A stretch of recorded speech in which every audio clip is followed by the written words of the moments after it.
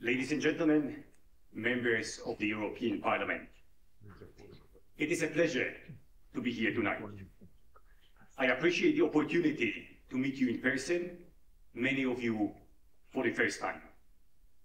I particularly would like to welcome the EU Commissioner for Transport, Adina Veren. Welcome.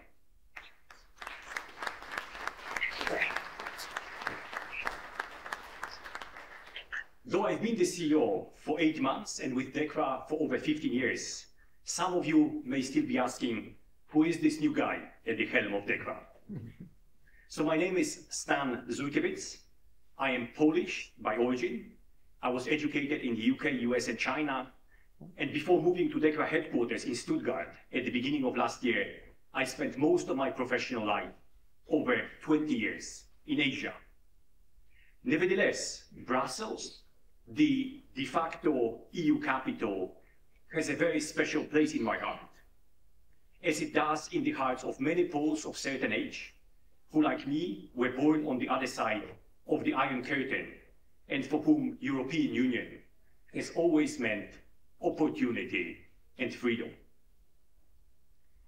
Ladies and gentlemen, we live in challenging, volatile, uncertain, complex, and ambiguous times. To survive and to thrive in those times, organizations need to be more agile and nimble. They must learn to rapidly adapt and to adjust their strategies and structures in response to and in anticipation of major shifts in external environment. However, navigating this new normal requires not only agility and speed, it requires clear vision and a set of enduring values guiding our decisions over the long term. Clear vision and values and ability to respond collectively and decisively, which the European Union has demonstrated, particularly in the recent months since the outbreak of the war in Ukraine, and ability to transform at speed while being guided by the vision of safe, secure, and sustainable world, which DEKRA has demonstrated and will continue to adhere to.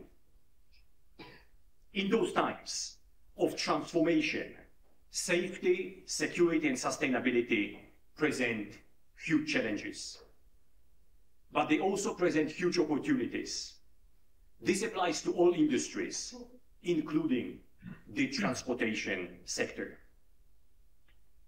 Against this backdrop, DEKRA welcomes the European Commission's commitment to green and digital future. In fact, we would like to contribute to this transformation with all our expertise and efforts. As the trusted third party with over 48,000 experts around the world, we have been working relentlessly to develop and to roll out green and digital services. Services that stimulate innovation and growth, and services that improve safety, security, and sustainability. With regard to sustainability, we can, for example, contribute to prevent greenwashing and help promote progress in energy efficiency. We are able to do this because of our expertise in working with companies of all sizes and all industries. Let me provide some detail on how we can support your work and your goals. Firstly, renewables. Recently, we have opened state-of-the-art solar testing laboratory in Shanghai, in China. In the new lab, and through subsidiaries across 5 continents, we provide testing and certification services along the entire solar value chain, from raw materials to photovoltaic modules, from PV power plant operation to low carbon certification. By doing so, we make our contribution to implementing the Repower EU plan. Secondly, green mobility. To guarantee a safe transition to green mobility, we provide innovative products and services. In fact, we see ourselves as TIC, testing, inspection, and certification, industry thought leader in such fields as electromobility and hydrogen. In e-mobility, our expertise includes areas such as charging infrastructure, electrical vehicle components, including batteries, and electrical vehicles themselves. A recent success is our patent solution to verify the condition of used electrical vehicle traction batteries. Whereas competitive solutions take hours and typically require full discharging and charging of electrical vehicle batteries with costs and environmental implications, our state of health check takes only a few minutes and does not require discharging or charging of the batteries. These are decisive factors in the evaluation of used EVs, which will give the growing used EV market a boost. In hydrogen, we are active member of the industry association Hydrogen Europe because we share the vision of a hydrogen economy. I am convinced hydrogen technologies will play a crucial role in fighting global warming. However, with regard to safety, supranational norms and standards are essential, and they are not yet fully there.